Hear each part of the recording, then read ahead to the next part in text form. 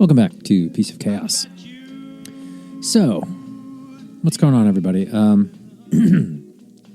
it's been a couple weeks since the Blake episode. Really love that episode. I had so much fun with that one. Hope you guys enjoyed it.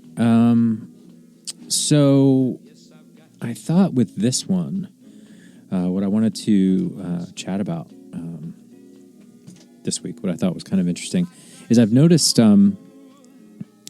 So there's a bunch of stuff going on, right? So there's this writer's strike happening. And it's kind of a mess. And when you start to unpack it and look at what they're asking for, it's not unreasonable.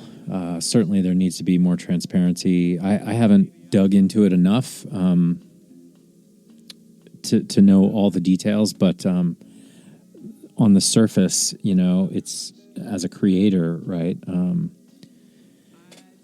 it really is interesting how these things are playing out, and not accounting for digital the way they should. So it's interesting when it comes to digital, not so much streaming, but digital rights. My only experience with it is watching our music's digital rights from Mariner 9, and I'll talk about that in a little bit. But basically, my band that I was in for, 10 years or something, and through the 90s, we had a music catalog. We had, all these songs recorded and digitally available. And we, register all the songs, and they have to, it's this thing like BMI or whatever. And they, basically, they're supposed to pay you up, an amount of money whenever your song is played. And the way that used to be done was always, radio stations had to report when they played songs, and it was usually like a handwritten log list or whatever. And so you register for these things in the hopes of getting paid, because if for some reason all of a sudden your song blew up and it was played 1 million times, well, you want to get paid for that. Well, the system was very manual and very stupid. And as a result, even if we were getting played places, the reporting was really slow, and basically nobody ever expected to get anything from it. And we put our catalog up in this digital library, essentially made it available to MTV and VH1 and stuff like that to, basically put our catalog out there. If somebody wants to use it, go for it. And it got used a little bit in some TV shows. And the interesting thing about digital is we know exactly what parts of the song they used and how much of the song they used. That determined how much they paid for the music for the period of time. And once this started to become digital, we saw a sharp uptick in how much we were getting paid for the use of our music, because it was calculated to the digital level. So all this to say, the point is, it's trackable. We know how much is being played, how many streams these things are having. So in the music side, it seems like it should be a really straightforward calculation. Why that isn't the case also with writing is really interesting, right? Because you write a screenplay or whatever, you sell it, the studio takes over, the writer's kind of out of it, or if it's a TV show, you got all these other people involved in the thing to figure out what the percentage in perpetuity of the writer's contribution, let's say on a movie or something like that, or per episode, it gets real squishy on how they calculate that, It's a group effort, right? So the percentages have got to be smaller sometimes, but maybe not. Maybe it's one writer. And in any case, there's money that's not being shared with the creators, for sure. The creators are not in control of that, and they should be pushing back. And I think without good writers, we wouldn't have the amazing stuff we have to watch right now. So I'm kind of taking it all in now, because I know there's going to be a break, no matter what, in production, and a break in good writing during this time. The last time this happened, we birthed the explosion of reality television. And I don't know. I think one could argue that wasn't the best thing in the world for creatives at all.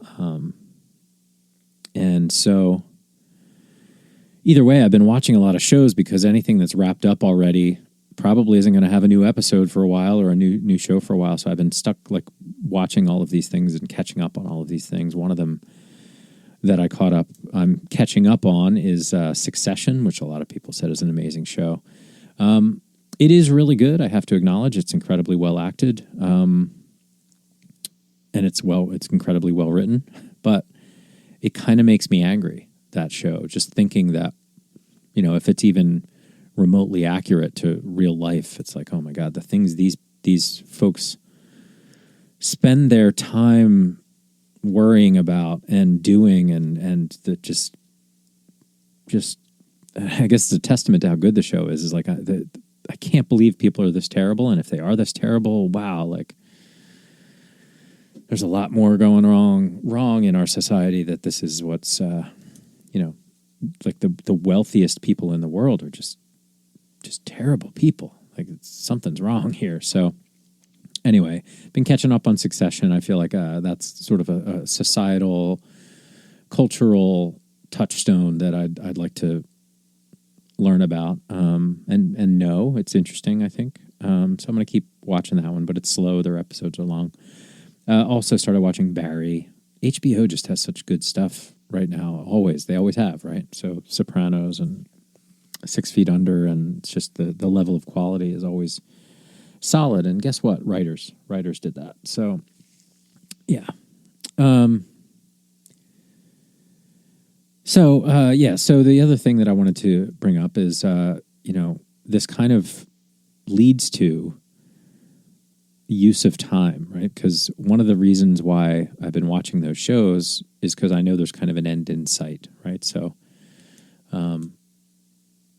I know I'm not going to perpetually have this show to continue watching. I feel like I've let slip a few other things that I like to do with my spare time in, trading it for TV shows.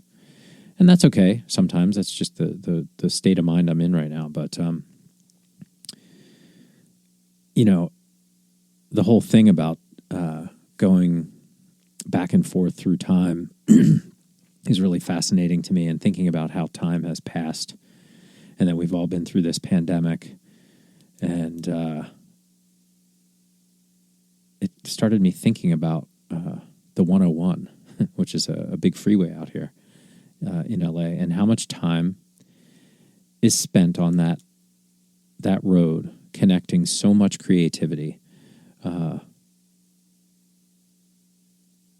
all over the place from that road. And it's really it's like this iconic freeway, and I take it for granted so often that I live near such iconic things and can get to such iconic things.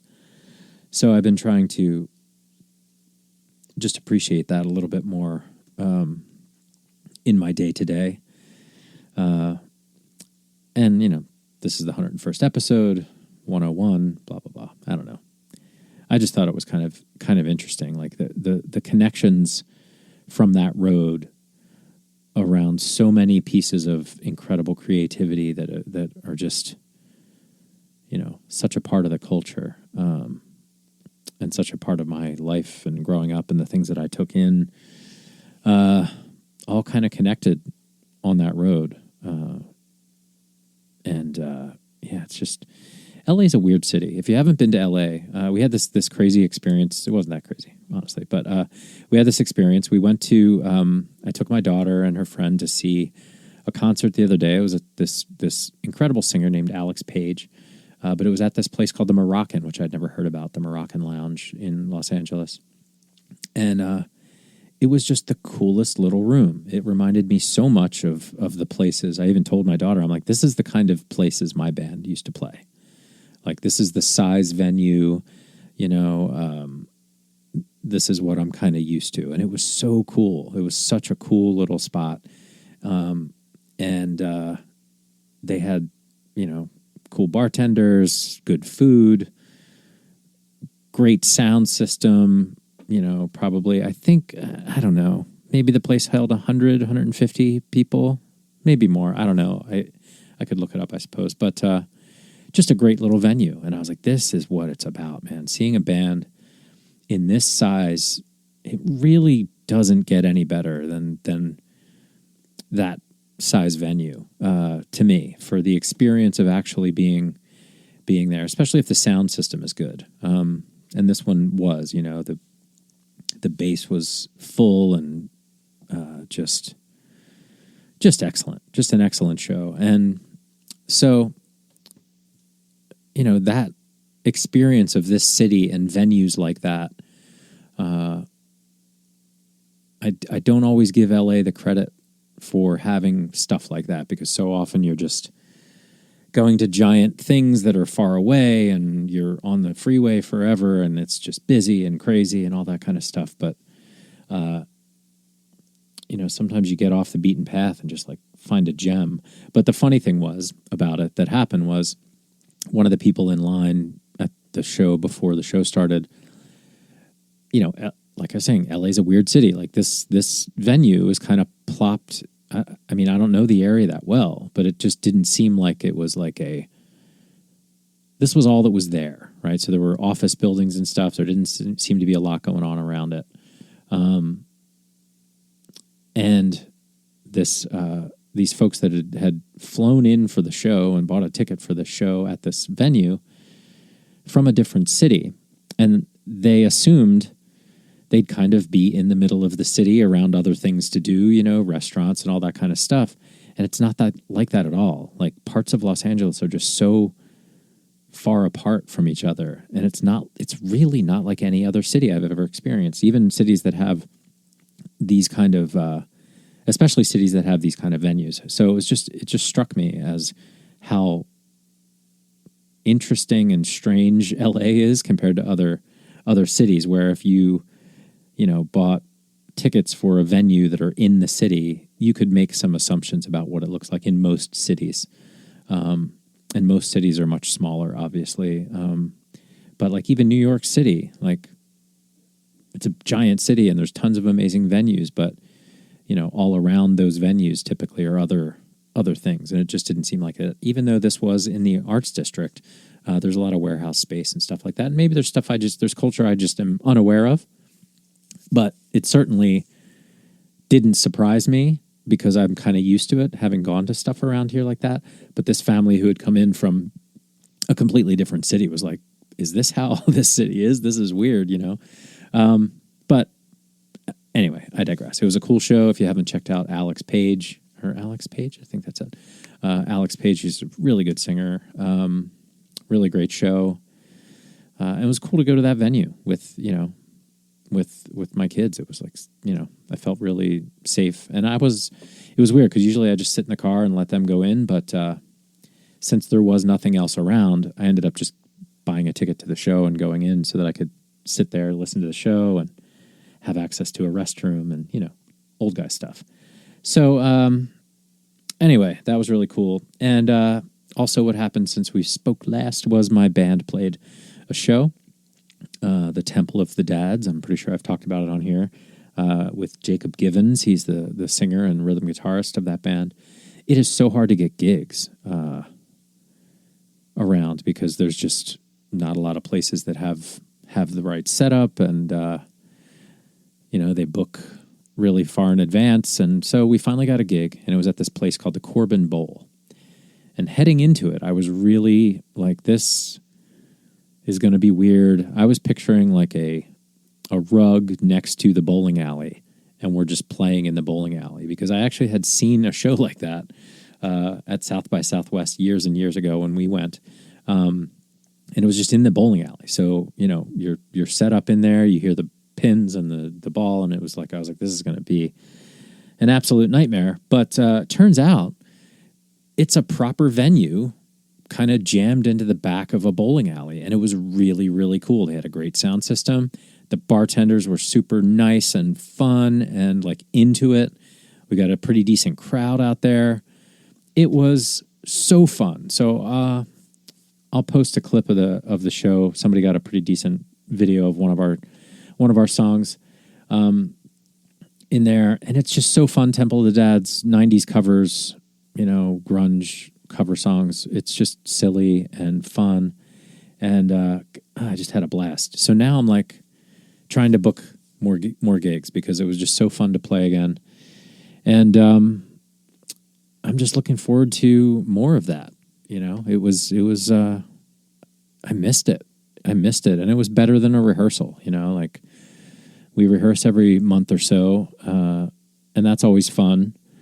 But there's nothing like a show, nothing like it. It was just, it was just great. I guess the stakes are higher or something. It just the energy in the room is different when you're playing a show. Super fun there, and hopefully we'll be back. They liked us, I guess, and we can bring some people next time. We did this time, and it was really fun. But we only played for an hour, but we'll be playing longer there because I think they want like bands that do the whole night, stuff like that. So we'll be doing that. Keep you guys posted for anybody in Los Angeles or anybody that wants to travel. To my earlier comment, if you're coming to the Corbin Bowl to see my band, just don't do that. Don't come for many other reasons. But you'll find it's very strange. Actually, the Corbin Bowl is kind of is like right in the middle of a lot happening in where is it? I think it's Torrance. So there's a lot of stuff going on. There's restaurants and all kinds of stuff around. But so lots of fun with the band. Lots of fun with that. Comedy is interesting lately. Had a few conversations about getting back to comedy, and sometimes you just got to listen to the call, and it seems like I'm going to need to get back to that, which I'm very excited for. We'll see how that turns out. I'll keep you guys posted. Once again, thank you so much for listening to this, and I know you guys are going to be there every time, and it really means a lot that you even bother to download and listen to this. I hope you get something out of it, even if it's just a chuckle here and there. That's cool. I do have a couple of guests lined up in later in June, but it's summer and people's schedules get crazy, so I'm not expecting anything. But we'll see how it goes. Once again, thank you guys so much for listening. I really appreciate you, and let me know if you have any ideas or thoughts, anybody you want to hear, a guest I should talk to, a book you want to hear about, a movie, TV show, something, whatever. Let me know. I appreciate y'all, and talk to you next time. I said to myself, this affair ain't never gonna go too well, but why should I try?